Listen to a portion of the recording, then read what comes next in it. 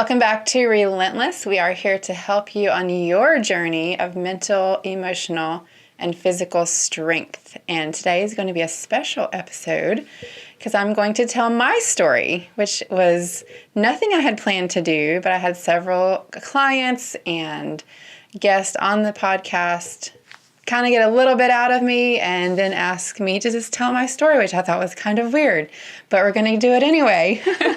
So I have with me today Mai-Lis. Hi. That I actually met at another networking event. Mm-hmm. I'm so, I love to talk about Charlotte, and the networking that we have, the small business community that we have is quite amazing. And I met you just a few months ago, and we were talking about what I do and how I help people and my passion behind that. And you said, well, have you told your story yet? Yeah. And I'm like, by the way, I've been actually asked to do that. Before we get to my story, though, I want to talk a little bit about what you do and why your passion behind storytelling has prompted you to create the People of Charlotte. So again, we're coming from Charlotte, North Carolina. And Mai-Lis, just tell us a little bit about the People of Charlotte and how you got started telling stories. Yeah, it's funny you say you've never told your story because I'm guilty as well. I haven't gotten to my own yet. But I started People of Charlotte because I've always recognized how much you can learn through storytelling. Mm-hmm. And I think it really connects us as people and makes us human and relatable, and that's for generations. It's just innate in us to learn through storytelling. Mm-hmm. And so I thought, why not start a storytelling community within Charlotte to recognize all the amazing, and I say everyday people, everything that they're doing in Charlotte that's amazing and propelling our city forward and making a difference. And your last story was about Miss Betty that works at Queen's University. And then you've had potters on and yoga practitioners and small businesses. And like you said, just people that are building up our community and having such a positive impact in it. And that's basically your goal, to show the power of the community. Mm-hmm. So what did you do before you did People of Charlotte? I've always enjoyed writing, so that aspect parlayed into it. But I've kind of been a jack of many trades, a Jane of many trades, I guess. I've been in banking, I've been in pharmaceuticals, I've been in software, and I've had my own business. I manufactured and designed a children's clothing line, most recently for 8 years prior to starting People of Charlotte. So I'm very entrepreneurial. I love meeting creatives. And I think that's why I'm passionate about learning what people do, how they do it. And I've always had the philosophy, and I really held it close to heart while doing the clothing line, that it's hard, right? Being an entrepreneur is hard, and you hit walls and you say, I can't do this. But I always said to myself, if someone else out there has been in my position and is doing it, then I can do it too. Absolutely. And that's kind of why I think storytelling is so important, because you're like, hey, look, he's doing it or she's doing it. I can do it too. Right. And you gain inspiration from people. That philosophy works in many ways. It does. So how long have you been doing Charlotte, the stories? I've been storytelling with People of Charlotte for 3 years now. I just had my 3-year anniversary, which I forgot to acknowledge. Well, on social media. We get so busy with our own lives and the storytelling of others, we forget to tell our own, like you said. It's a good reminder. So over the 3 years, there has to be one or two stories that have stood out to you as just more special or out of the ordinary. So give us one or two of those, of your favorites. I would say the one that really opened my heart up so much, and I gained a new friend, and he's no longer with us. He passed away a couple of years ago, was a man named Mr. Weathers, and he was the crossing guard at my children's elementary school, Selwyn Elementary, and I would see him every morning, and he was so sweet, and every afternoon, and he was just so kind. And so I went up to him one day and said, hey, can I take you to breakfast, and can you tell me your story? And he told me his story, and he's just so real and authentic, and it was so refreshing because there was no there was just, it was just him being honest with the story, and he had such a good heart, and we became friends and proceeded to have a few more breakfasts, after that. That's amazing. It shows and reminds us that we each have an intrinsic value this world needs. It doesn't matter who you are, where you work, where you serve. We all have a role to play, and we all need to embrace that role, I think, is a great way to look at it. Yeah, I agree. And so often we're so busy and consumed with what's next in our life, we forget to be present and see the person in front of us. And I hope to inspire people to stop and really see and be present and see the person in front of them and how they play a role in their life and how they can shine back on them. Right. And in today's world of such mental health distress, that is a great point to make, is to stop and pay attention to everyone that comes across your path. So thank you for what you're doing in our city. You're welcome. It makes us only that much better and more aware. So thank you for doing that. Thank you for being here today to help me tell my story. Well, thanks for having me. I found your story so intriguing because you don't come across a lot of people who do what you do. And so I'm just really curious about how you arrived to what you're doing. Was it always a calling? How you describe it to people, because it is complex. That's why I said, can you describe it in 2 sentences? Like, you've got an elevator pitch. What would you say?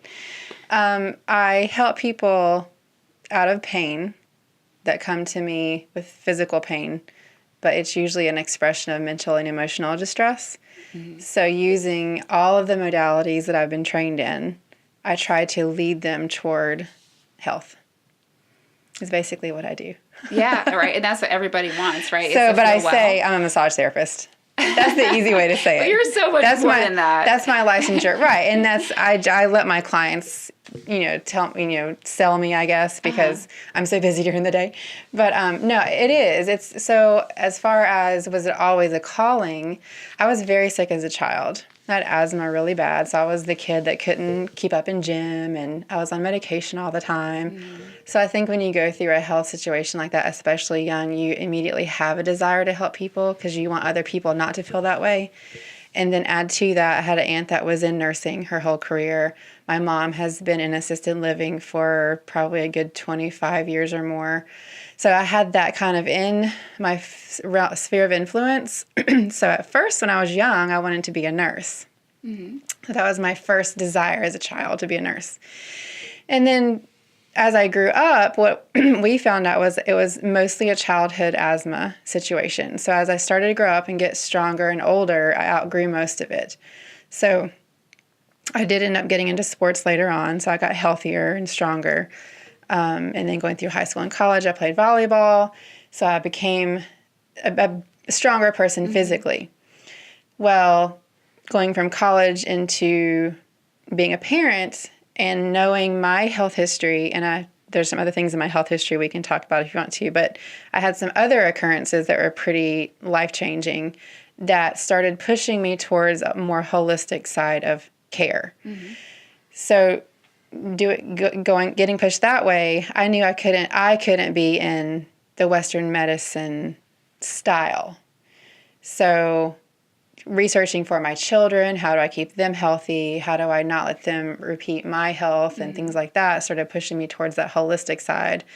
And to exactly how I got into the massage world, I grew up in the Carolinas, went to college in a small school in Tennessee, met my husband there, moved to Michigan for a few years where he was from after we got married and said, enough of that. Came back to the Carolinas, and we were at a cookout one day, and we moved back here in 2008 when the market crashed. Both of us were self-employed at the time. So we were both starting over. Yeah, that's a challenging time. I was that in the marriage situation. That was probably our most difficult year financially, and finances is one of the most difficult parts of a relationship. But that was a difficult year. So I was trying to figure out, okay, what do I want to do because this isn't working. So as I believe God had it, he has to present a situation to us because we never would have thought of it, because I think I had one massage in my life and it was just for a birthday. Never thought of it as a career or something people do regularly. We were at a cookout and a friend of ours was laying on the floor because his back was out. And as a teenager, I was the bigger sister. So I was the one that would walk on my dad or smash on his back when his back was out. So I was you like, had technique I that had some intuitive techniques. So I was like, hey, listen, I don't know what I'm doing, but I can work on your back for a few minutes because I used to do it to my dad. So I can see if I can help you. And I did. And he was like, Sandra, I get a massage every month. And that was like as good or better than her. So I'm like, let me think about that. Because again, I always had that desire to help people be healthy naturally. I was an athlete. I played volleyball. So I thought I could combine those two. My degree's in secondary education. So you've always wanted to be a caretaker, teacher. Yes, that was in my blood. Yes, absolutely. But after getting my degree and doing my student teaching in junior high choir, because I play the piano and sing a little bit, I realized very quickly I didn't like other people's children. So I'm like, okay, this isn't going to work for me. I can't be a teacher. Well, it's not other people's children. It's like 24 to 30 other children. Yes, exactly. The children that aren't properly parented. Yeah. But my personality, I just didn't have the temperament to put up with it. I learned that about myself. But I did have that desire to teach, to help people, that kind of thing. So I had to find this sphere that I fit into to be able to utilize it. So I had that situation occur. I thought about, well, what greater way to combine all of that, the physical and the helping people. And I didn't know where it was going to take me. But at the same time, I also knew with my kids being younger, I think that could be an industry I'd have more control over my time. So I got my license to be a massage therapist. I think I enrolled in school 2 weeks after that event happened. So that's like you dared greatly at that point in your life because, like you said, the economy was down. You just moved, so financially you're trying to find that security, and then you decide to go to school. So that's a very courageous step. But listening to your intuition. Yeah. And it was hard. I'm not saying it was easy. Yeah. My back went out during school because of and I think it was because of stress. Sure. I mean, we just moved to a new place. We have young children. My husband and I had always agreed if we had the ability to put them in private education, we wanted to do that, to be in control of who was influencing them. So we had that to think about.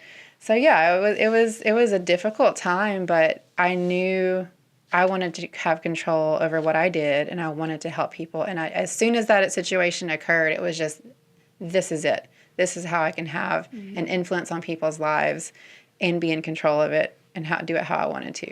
And I'm sure your husband loved that you could bring your services home. What's funny is not everyone likes massage, and he's one of those people. Really? So he's a very high-functioning, he's a painting contractor, so he's very, fast-paced, and for him to lay still that long is more irritating, I think, than what most people enjoy. So he actually doesn't like massage a lot, but I make him get it. So I'm like, you need to come in. So his friends all hate him. They're like, I can't believe you don't like massage. But it probably works out for the best. I was going to say that. Because if I came home every night and he's like, give me a massage. I'd be like, exactly. No. Exactly. Could wear you It works out well. Yeah. Maybe as he gets older, and certain aches and pains start creeping in. Yes. He'll appreciate it. Yes. So what exactly is, like, if I came to you and I said, I'm having, carpal tunnel syndrome, symptoms, and instead of going to my doctor and saying, can you fix this surgically, how would you approach it? So when you start diving into the body and the pain patterns that it has, and any pain that you have is simply an expression, a communication from your body to you that something is up, something is awry. So the problem with the modern medicine approach is to suppress the communication because we don't want to hurt. Yeah, take a Tylenol. So yes. So then we get into that vicious cycle of, I need to keep going and doing, so I need to not hurt and then keep going, and then, that makes other problems. So in the world of bodywork, we'll say, we start to break down the body and figure out, why is your body finding the need to give you that communication?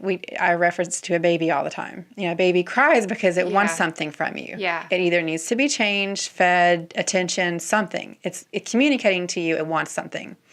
So with the way body workers view the body is, what is it that your body is communicating? Why is it expressing itself in that way? Because your brain doesn't want to hurt. Your body doesn't want to have to work so hard, and through pain, it doesn't want to do that. It wants an easier route. Absolutely, because it's exhausting. Exactly, and it's hard on the brain. It's hard on the body.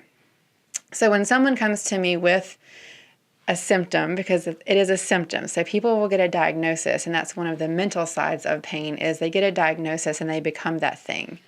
They start to relegate their life around that diagnosis, which is not a good... It's kind of like feeding Exactly. into it a little bit too. Exactly. So if someone comes to me with an ache or pain or a diagnosis, I start to break down in my thought process what in that limb or what in that part of the body would cause that symptom to happen. And structurally speaking, it usually goes back, because most people's chronic pain is not an acute injury. So it's not a fall down the stairs. It's not a car accident. Because you ask people why they hurt, like, I don't know, my wrist just... Well, it's like repetition. Maybe like work at a desk or something, but for the most part, it's how we use our body over the span of our life and habits that we create. So I start to break down, obviously I use palpation skills. So I'm feeling tissue, I'm feeling muscle, I'm feeling weak muscle, I'm feeling tight muscle, I'm feeling joints that don't move. But then in the certifications that I have and the training I have, I start to break down what muscles are not working well. Because if a muscle is not firing properly, the brain is not communicating to it, you're still moving, you're still going and doing. So how is that happening? It has to be through compensation. So if one muscle isn't working well, another one is doing more than it should. Which eventually wears that muscle out and kind of exacerbates the whole situation. Yep, absolutely. And so there's a progression of that unstable pattern. The first thing is usually a muscle will overwork, then another muscle will overwork, then you have several of them overworking. If that progression lasts long enough and we don't stabilize the joint, one of the next steps is forced joint closure. So you hear I have an impingement. That's a fancy word everybody likes to use. I have an impingement, so now I have to have surgery or I have to take this medicine to help. Well, if you have an impingement, the only way to help an impingement is to, release that joint. And well, if we release it, is it going to be stable then? If I just cut something and move it around, did I really fix the problem that was there to begin with? Well, then you have new weaknesses to recover from. Yeah, and injuries. So we could get into scars. Scars are huge when it comes to body work and the healing process that goes in there. So that's what I do when someone comes to me in pain, is I start to break down the body and try to work that domino effect backwards that got them to where they are. Do you feel like you have like a kind of like an intuitive approach to, like you just kind of are guided by your intuition along with what you've been trained in? Well, because of the world that I'm in, so when you get into the world of body work, you also get into the world of energy and energy healing and things like that. So I know some people that are truly intuitive on a scary level. So when you ask me if I'm intuitive, in my mind, I'm not intuitive like that. I am very observant. I'm very good at listening, not just with my ears, but listening to your body. So with Cranio-Sacral training, I'm very good at realizing how your body is responding to work. I watch how people move. I watch how they talk. I watch their eye contact. I watch their body language. So I'm constantly just receiving information to help me learn how their body got to the state that it's in. Sure. So intuitive, in my definition, I would say no. But intuitive, using the skills that I have, yes. Yeah. It sounds like you're extremely present with each client. Yes. Because you'd have to be to observe like all what you just described. Right. Which, interestingly enough, if you've never heard of Cranio-Sacral Therapy, there's a reason why. Because number one, it's an advanced training that you have to go through and you pay for it yourself. So if you're not invested in the industry, you're not going to do that. But with Cranio-Sacral work, as the practitioner, you have to be a person that is able to be very grounded, very calm, and very present.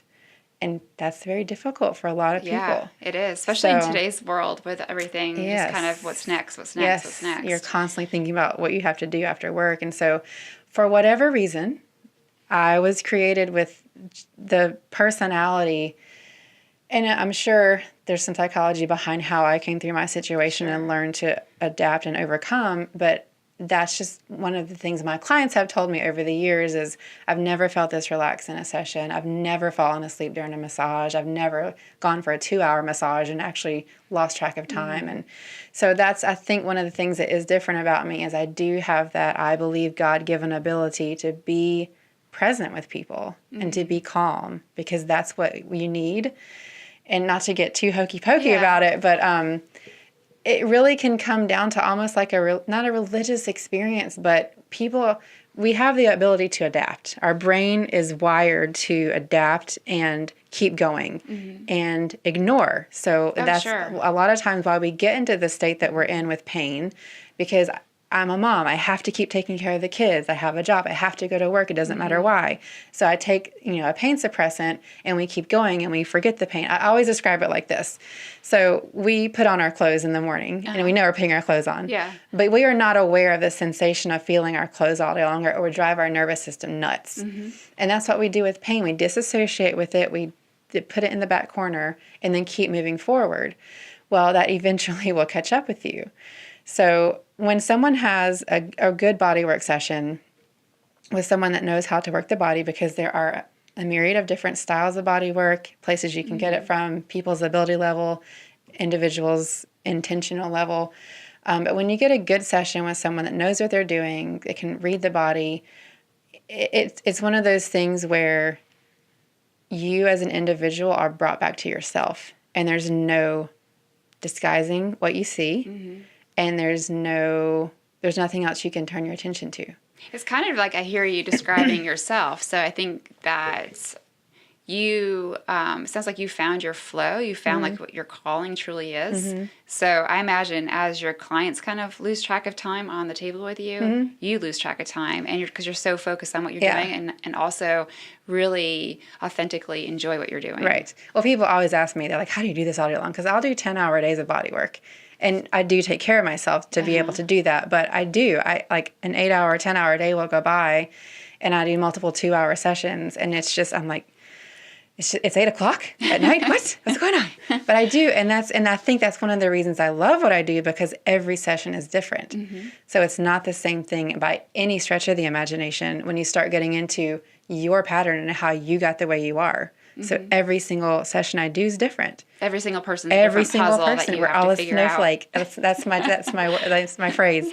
We're all different. I don't care if you came with carpal tunnel and the next client came in with carpal tunnel. You both got it in a different way. Yeah. And the story behind how your body is expressing itself is different. And that's my job, is to try to help you figure it out, and then work together to bring your body back to homeostasis, which is the best possible place for your body to be in, to be as healthy as it can be, all systems functioning as well as possible. Yeah, and speaking of like kind of ailments that are so different from person to person to person, as a society, we're becoming more and more aware of concussions. From the NFL to kids in school playing sports, parents now the concussion protocols are taken much more seriously than they used to be. Like when we were younger, you hit your head and they're like, get back out there, right? And now there's a whole list of questions and symptom checkers.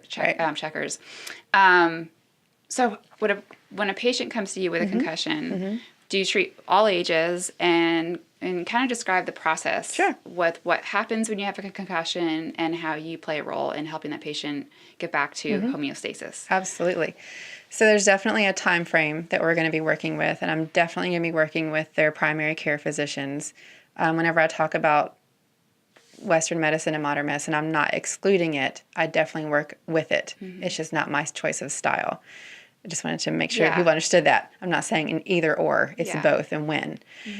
So definitely working with their primary care. If it's just happened, they're obviously going to be going through a concussion protocol and steps necessary to get them where they're functional. I would come into play after that. So any age for sure.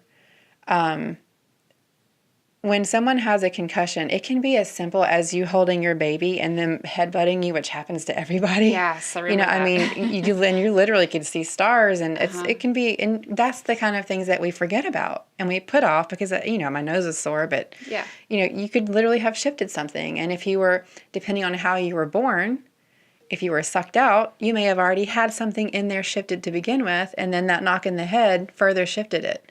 So it's a very broad scope of dysfunction that can happen. Very complex. Very complex. So, my past history working with this is I've seen a wide range of people come in. I had a client that when she came in, I had to make sure that all the lights were off, all the music was off, there was no aromatherapy being diffused. every sensation possible could have made her sick or dizzy. Her system's already overloaded, overstimulated. Just the nerves were just shot.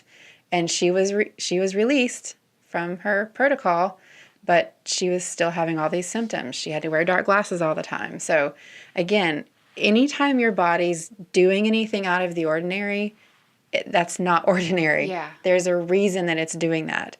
So no matter what your healthcare provider says to you, you know what's going on in your body and you know what is normal. Mm-hmm. And I've learned over my career, I've been doing this for over 10 years, that most people intuitively know more about their body than any test will ever tell them. Oh, absolutely. Or any doctor will say, this is what's going on. Mm-hmm. So if, I had one client, she had a concussion, and all of a sudden, if she heard one genre of movie or if a dialect of language, that would make her sick. Interesting. So, it's just, you have to remember everything is about nerves. Everything is about the brain. If something's getting compressed because of shifting of movement or fluid, mm-hmm. then something is going to have an effect. You can't not have that. So it's just one of those situations where, I meet people where they are. Some people can't lay face down because it'll make them sick. So I adapt to whatever their needs are. If even tinnitus, ringing of the ears can be debilitating. Mm-hmm. I worked on one client sitting in a chair for their session. So whatever they need to do, wherever they are, is where I meet them, and then start to introduce the style of treatment that I would use for them, usually craniosacral in that situation, mm-hmm. to bring balance. So what does that look like? So how you feel like? Yeah. So it's kind of hard to imagine. Most people are kind of like the brain's behind a hard skull. Yeah, let me explain how do you get there? Yeah, it's a hard skull, but it's just harder tissue is really what it is. So I'll explain it this way. So if your child falls down and hurts their knee, mm-hmm. and you run over to them and you put your hand on their leg or you hold them, you don't aggressively do that, do you? No. You're like, or like, your knee's fine. Some fathers may do that. My husband. Maybe if they had just run out from the car and exactly. parents panicked. So you very slowly approach them. You hold them softly because we have different nerve endings. And different nerve endings, there's different expressions of them and there's different receptors of them. So they receive different amounts of pressure.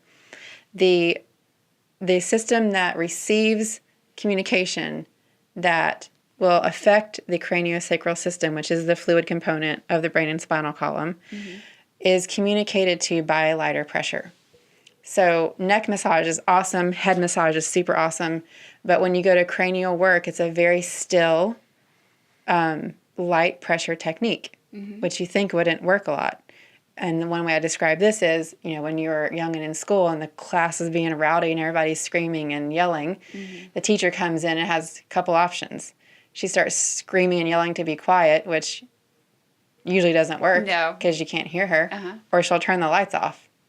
Yeah. And that usually works because it's a different sensory input. Mm-hmm. So if we have compression or restriction of any sort, it could be tissue, muscle, bone, fluid buildup, then we often need a different communication into that area because there's so much firing up in there with the brain because it's telling you something is wrong. Mm-hmm. So that's another reason that work works.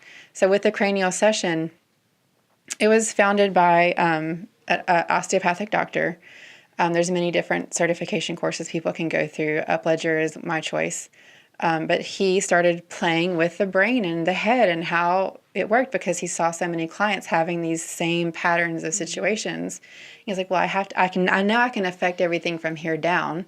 I should be able to affect up here too. Mm-hmm. So he started testing with himself. He'd put a hat on and tighten it up 3 notches and tighten it up another notch. And by the end of the day, he was dizzy just from compression from the outside. Mm-hmm. And we know that as women wearing a ponytail, a head starts to hurt. Or a headband. So that's a little influence into the system. Mm-hmm.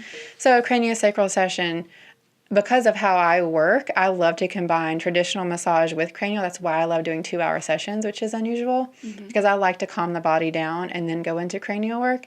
There are practitioners that do straight cranial work, so you may go in and only have your head work done. Well, it's kind of like some people, like a friend of mine recently had a massage, mm-hmm. and she said, I wish it lasted longer because it took me 30 minutes to relax, and by the time I got relaxed, it was over. Yes. So I think that speaks to how important it is to for the patient to be your client, I should Yes. say, to be relaxed. It before takes you them a start while that to get work. in the moment. One of the practitioners that I learned from, one of the way he starts sessions, especially with people on the higher end of that sympathetic nervous system, is client will be laying face down, and he'll, of course, they know they're about to enter into a manual therapy session, so they know they're going to get touched. But he won't tell them exactly where he's going to touch them on their body. And for example, just put his hand very lightly on their low back or on their sacrum and ask them, do you know where I'm placing my hand? And sometimes they have no idea. Really? Because their brain and their body are so disconnected, they don't even have a sensation for that level of pressure. Of course, if he pushed hard and shook, then they would know. But that's a good indicator of where they are on that paradigm.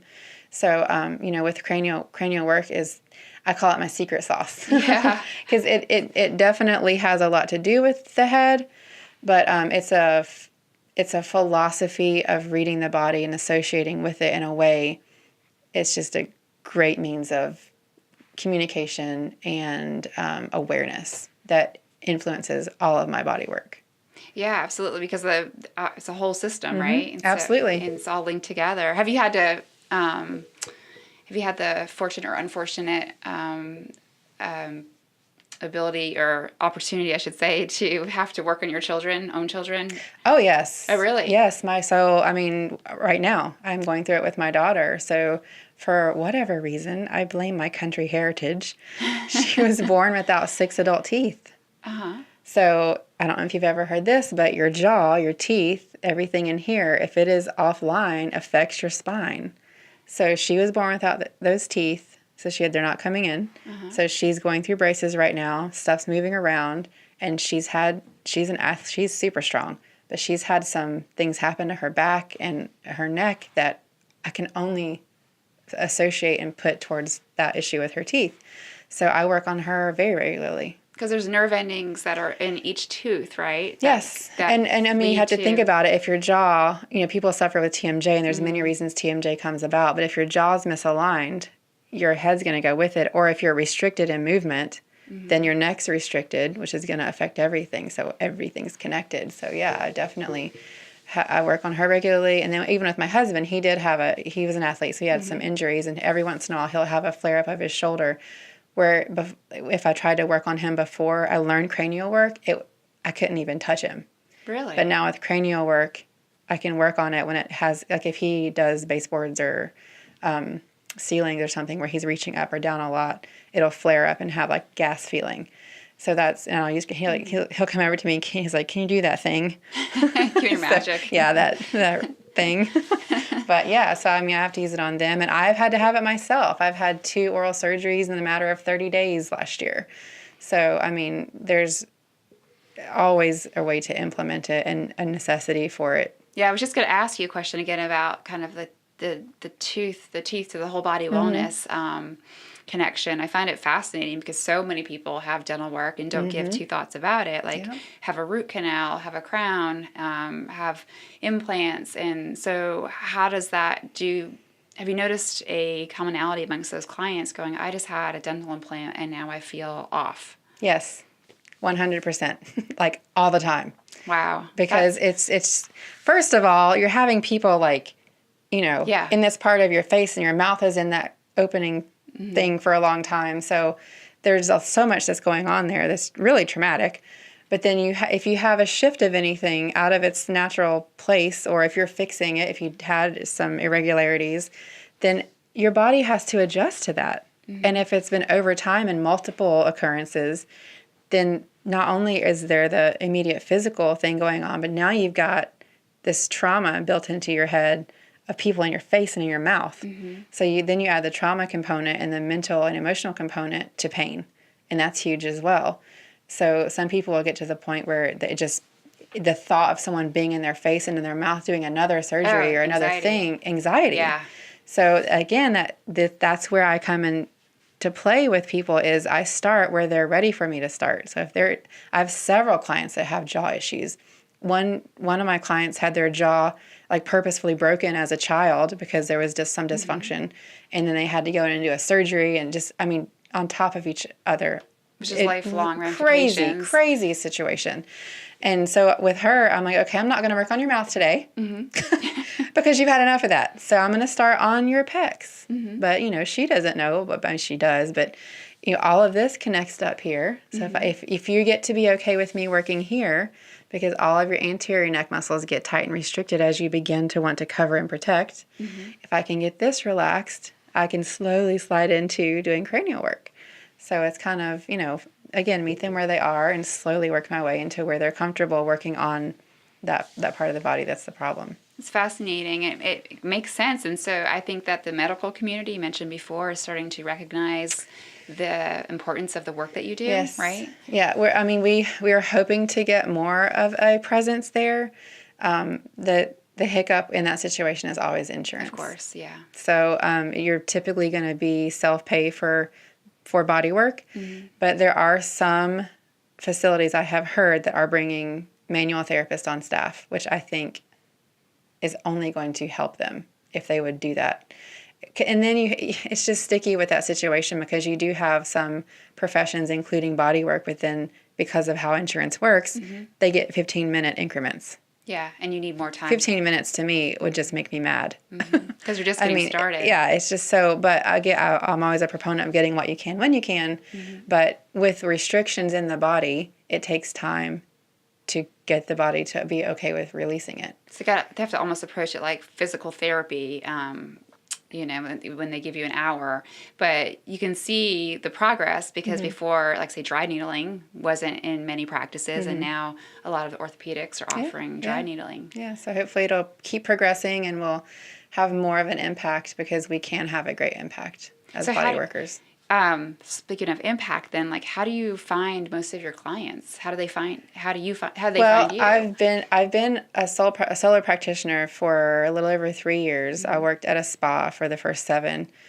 So now I'm in the place where I don't really have to find anyone because my clients are doing it for me. Yeah. So they're the best way. They're finding, education. That's what I'm huge on is I am not here to fix you. If someone comes to me and says that, which happens almost every day, because that's how we've been trained in this modern medicine, take this, you feel better, or let me do this to you and you feel better.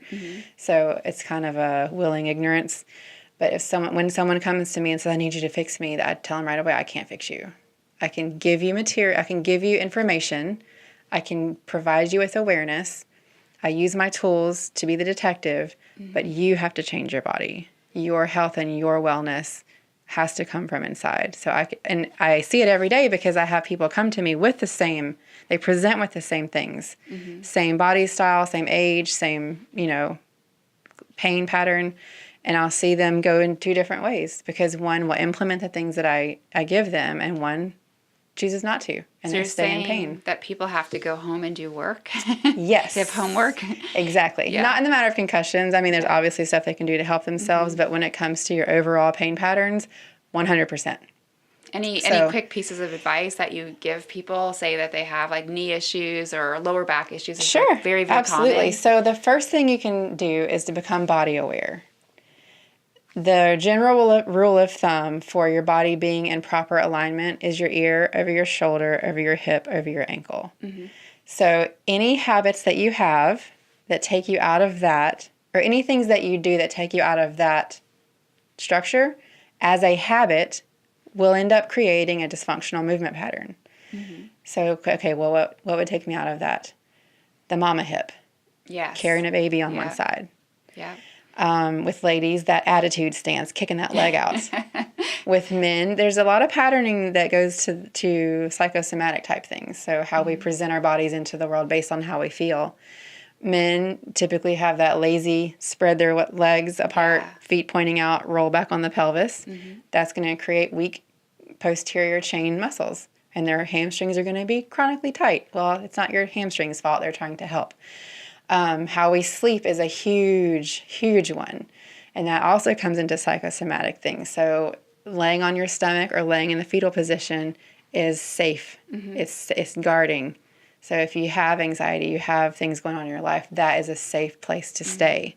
If we have inhibitions in our body, I talk about C-section scars a lot. We're hiding. If we've gained some weight and we're conscious of our body, we start to curl into the front. You see that with adolescent girls a lot too. That are starting to Yes. develop. Absolutely. And I say Absolutely. That, when I see that, I'll say like, don't, stand up straight. Yeah, Create a bad habit. encouraging your daughters to stand tall and strong, walk into a room like they own it. I told my daughter loud and proud when she was younger, walk into a room loud and proud, no matter what.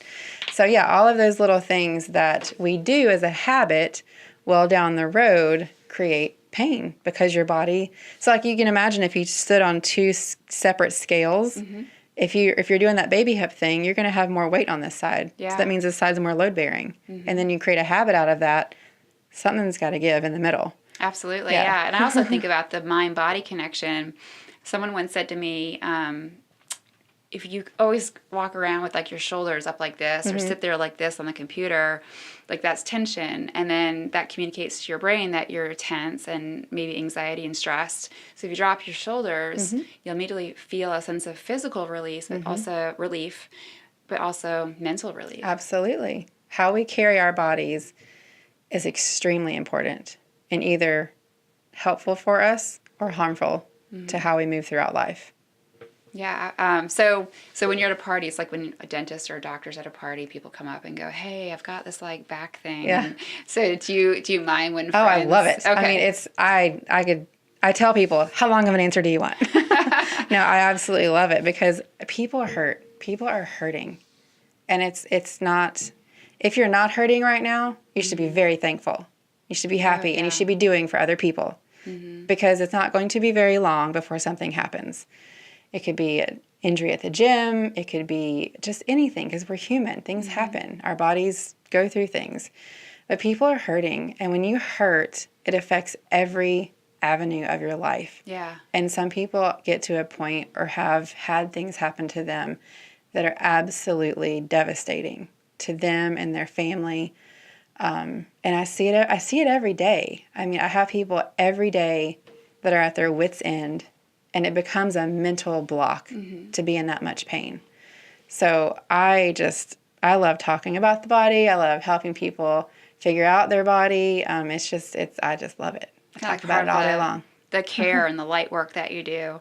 So earlier we kind of opened up with you asking me like if I had a favorite story or one that stood out in my mind.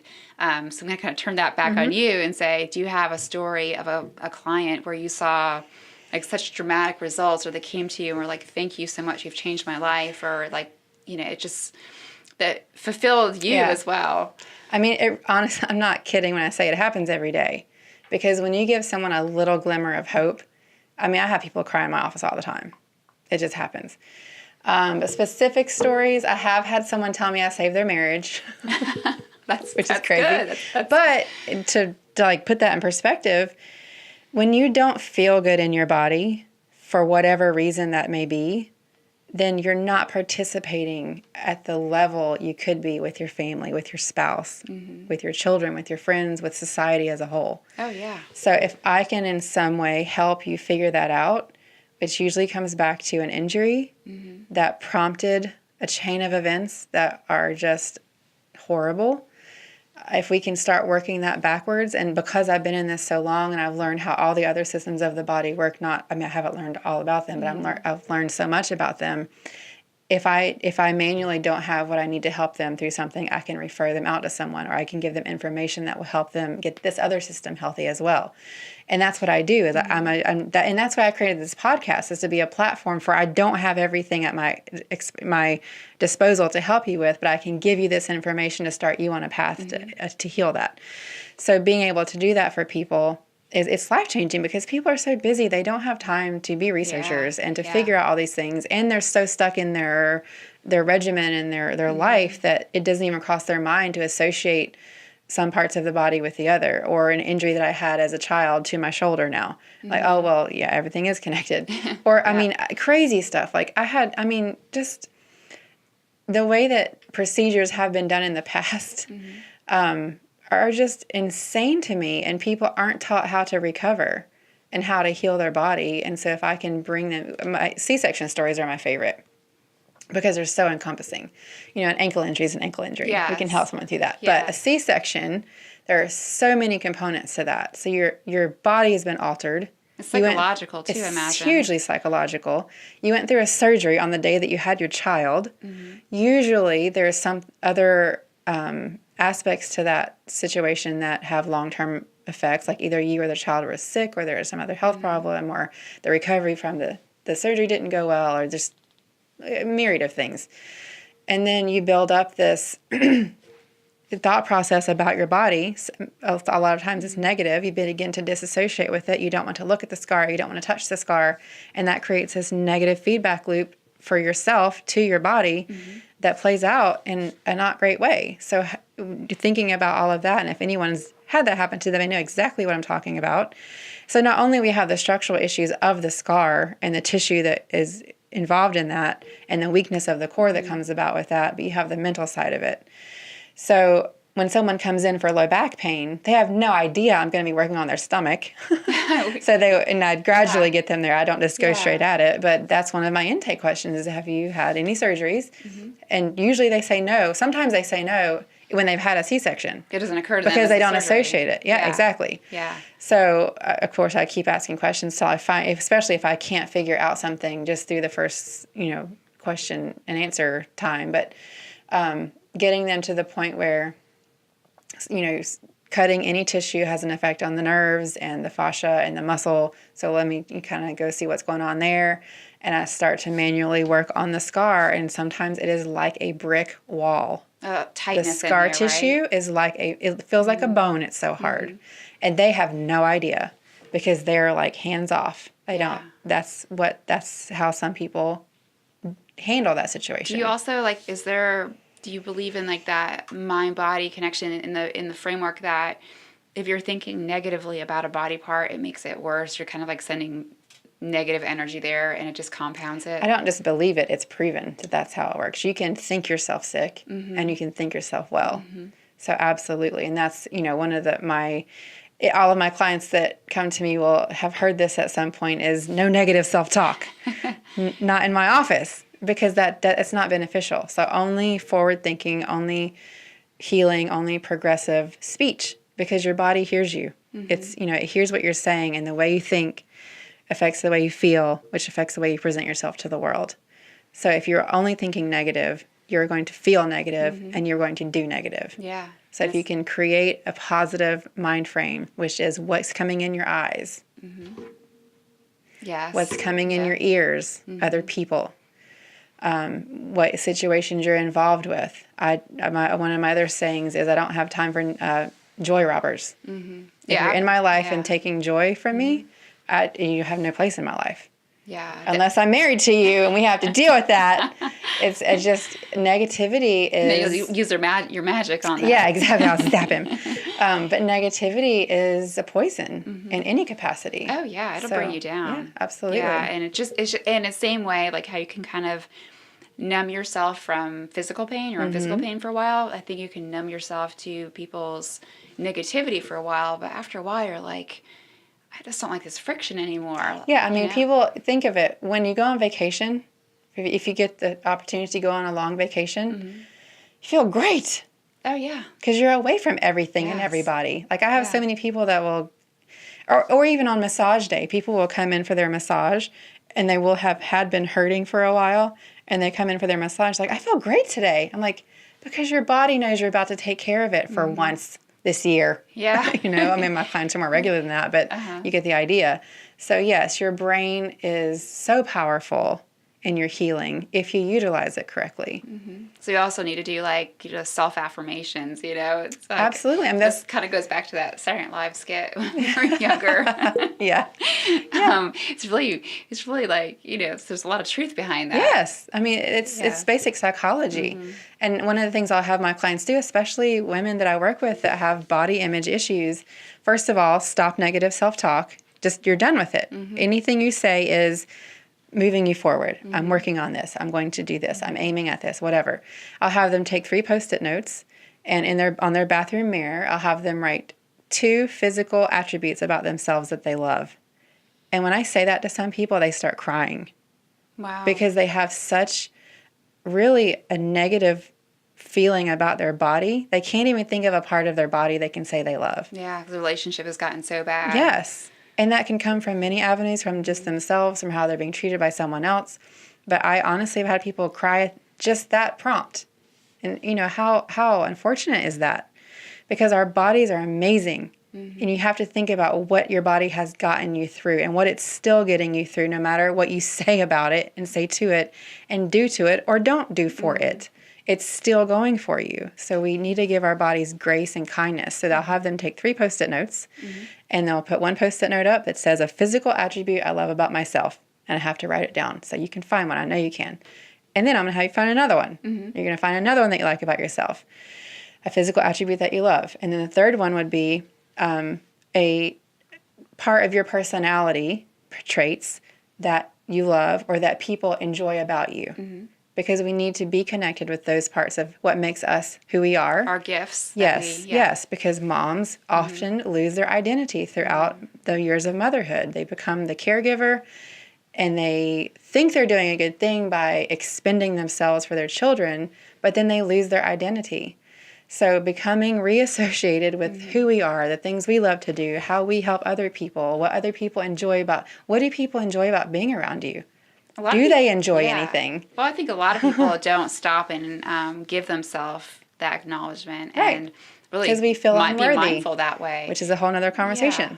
Yeah. So we need to remind ourselves of how worthy we are, that we have an intrinsic value that is necessary for the world, and start to hone in on those things. So what I have them do is write those things down, and over a 2-week period, especially because they're usually going through something. They're going through a recovery, or they're going through a pain pattern, or coming out of a bad situation, or what have you.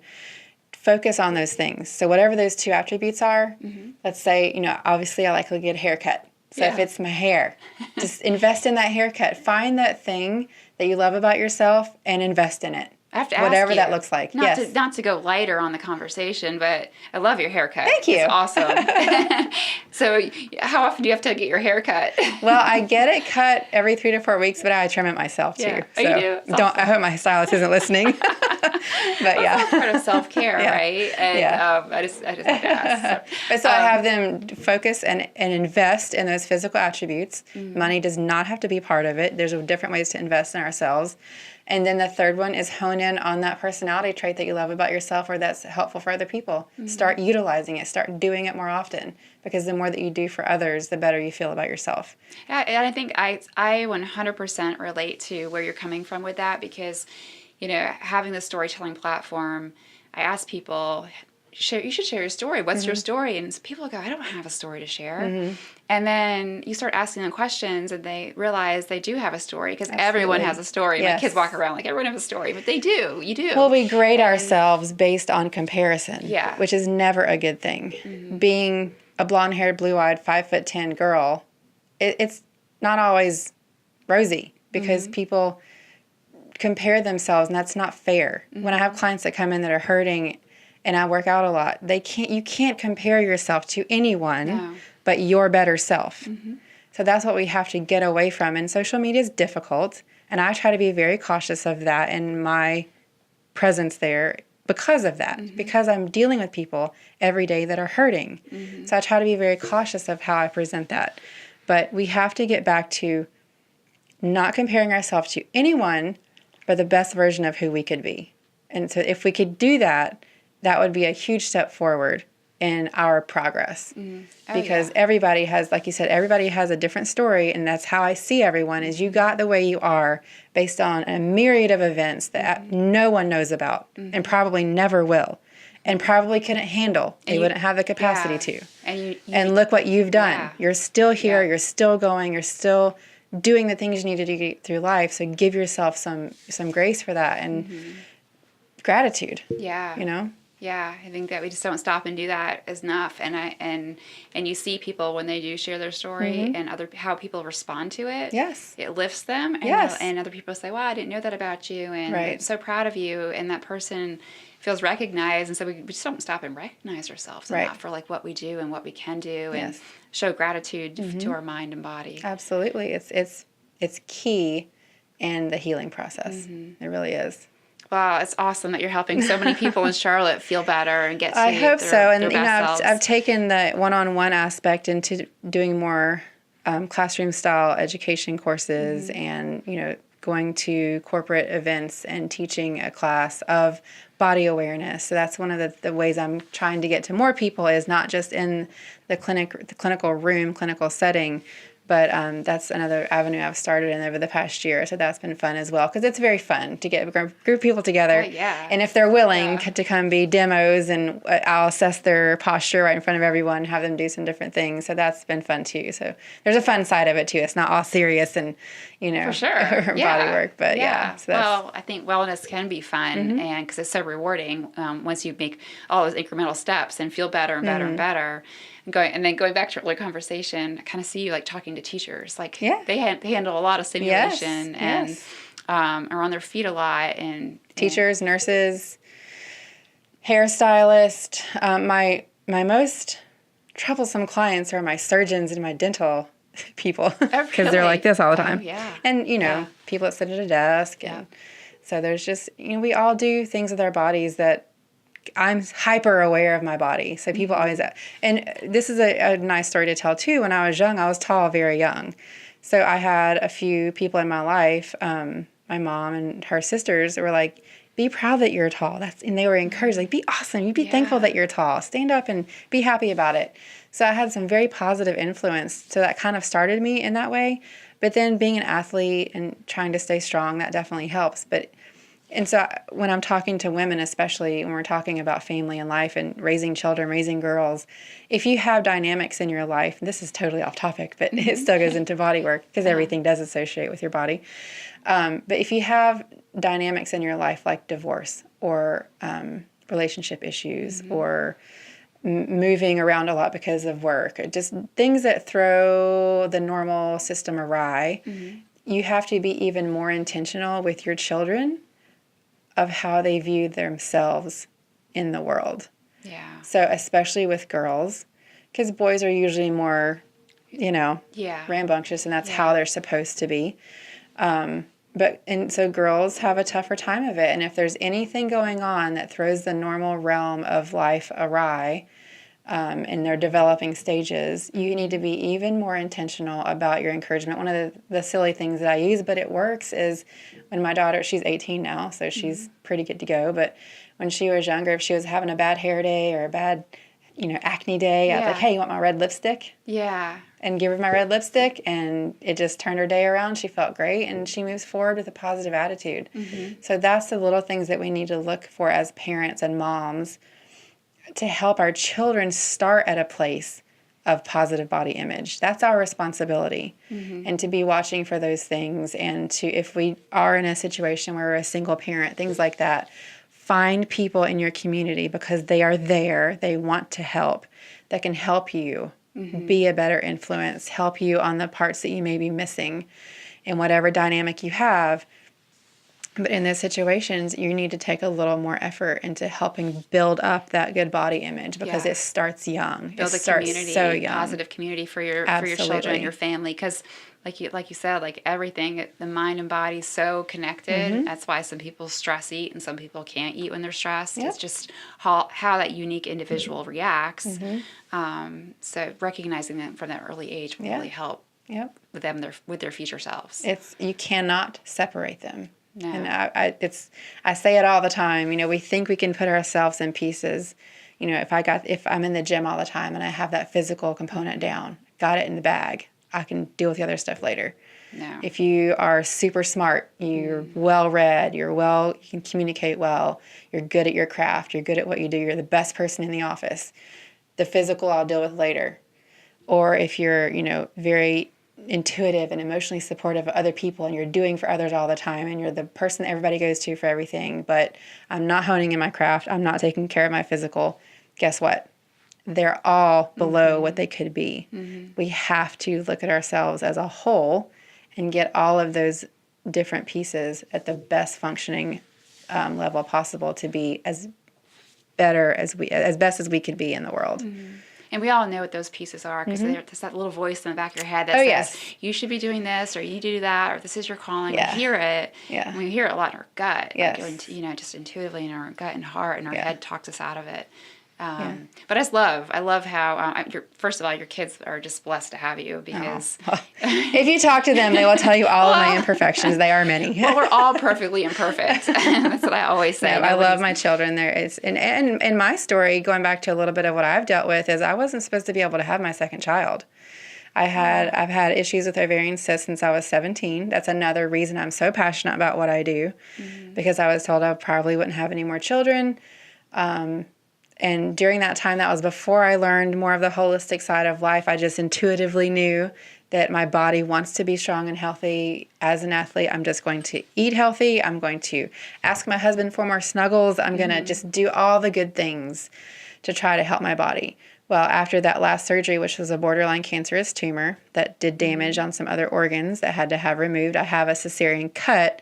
Not, I didn't have both my children were born naturally, but I have that scar that I keep talking about, so I know why it's so powerful.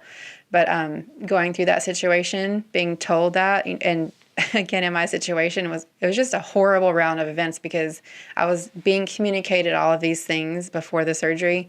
I was standing up in some doctor's office, and I had to ask for a chair to be able to sit down in while he was talking about cancer survival rates and my name in the same sentence. Wow. So there's a reason I'm so passionate about you being in control of your health, not stopping regardless of what you're told. Until you're under the dirt, there's hope. And that's my view of life. Yeah. And there's hope and there's joy to be found in any circumstance. So that's why I'm so passionate about what I do, and one of the things that fuels me. Because I've been there, I've been hurt, I've been in a physical capacity. One of the stories I like to tell is I was recovering from that surgery, and my daughter, I probably shouldn't say this, but I was having a bad day, and she was like, "Mom, get up and you need to take care of me." And I'm like, "Oh, just, shoot me now." Yeah. So I've been there. I know what it's like. I've been in those situations, and then I've come on the other side. And that's what I want people to see. That's why I do this podcast. That's why I have people on, like you said earlier. If I can meet someone that's been through this same situation I have, and they're living a fulfilling life to the capacity that they're able to reach, then I can do it too. Yeah. And that's what I hope to portray with people is, no matter what your story is. And my story, to finish it off, I was told that I had a surgery in November, and I got pregnant with my son in January. Wow. So I have a boy and a girl. Yeah, that's a beautiful story. Yeah, and they're both amazing. I love them. They have their own personalities, and it's been a joy. And parenting is a whole other topic I'd love to talk about. Oh, goodness, right? I have two teenagers your family, your health, there's nothing else more important. Money comes and goes. Oh, yeah. People come and go. Yeah. But if you don't have your health, you have nothing. It's very true. Very true. I spent the weekend with a friend who has terminal cancer, and she wasn't supposed to make it a year, and she's almost 7 years out. Wow. And while she's still battling it on a daily basis, she's here because of her attitude. Yes. So again, I 100% understand where you're coming from and understand why you do what you do. Yeah. Absolutely. So thanks for being a bright light in the community. I try. I hope so. You are. Oh, thank you so much. Yeah, and I appreciate being here, and I think that it's awesome that you finally shared your story. Oh, thank you. I'm glad to have shared it. I hope it helps someone. That's the reason I do all of this, is to try to be an encouragement to people and to show them it can be done, give them the tools that they need to be the best version of themselves. And that's why you do it too. Yeah. Because you have your own story to tell, and by telling others, we can give a little piece of ourselves every time, being facilitating that. So thank you so much for being here and helping me tell my story, because it would be a little weird if it was just me talking the whole time. So I appreciate you being here. Well, thank you for having me. And we will be definitely looking for your next story. And how can people find you? On peopleofclt.com, and the same handle on all social media. Awesome. And go back and look at her stories. They are all inspiring and just a good thing to see on social media, something positive. Yeah. So thank you for that. You're welcome. For having that piece of our life and that input into our eye gate of the good things. Yeah, I try to put good stuff out there, good yes. content. We have a lot of all content. the good things. Absolutely. Thank you so much for joining us today. I hope that my story was a little bit of encouragement to you. And I want to encourage you to continue, as I always say, to be relentless in the pursuit of your health and happiness when it comes to your mental, physical, and emotional sides of life. Thank you so much. Thank you.